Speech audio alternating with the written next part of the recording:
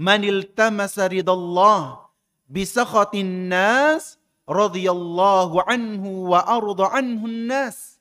Ya.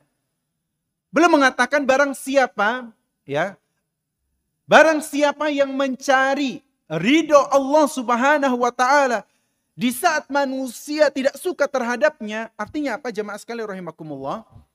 Mau dia sama sekali tidak takut dengan celaan manusia, dengan gunjingan manusia, dengan perkataan manusia, ya, tetapi di dalam keyakinan dia berada di atas jalan yang benar. Jemaah sekalian rahimakumullah, kalau kita dengar ucapan manusia, itu nggak ada habis-habisnya jemaah sekalian rahimakumullah.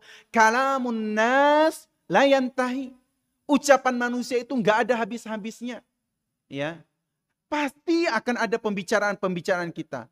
Ya. Mau kita dalam ketaatan masih dibicarakan. Apalagi berbuat dosa, jatuh ke dalam perbuatan dosa lebih-lebih lagi.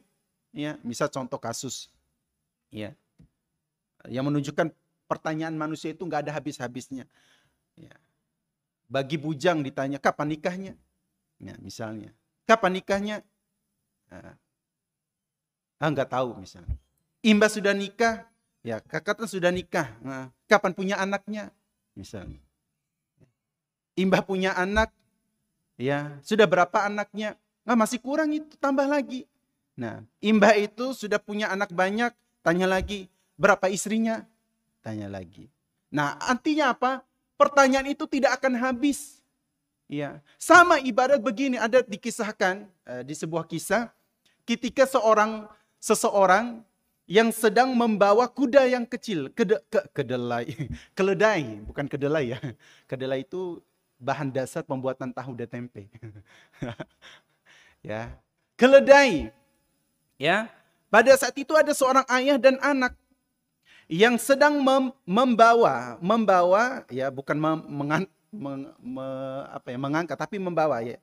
Nah, kemudian manusia mengatakan, orang sekitar mengatakan, wah sayang sekali ya udah punya keledai tapi tidak dimanfaatkan.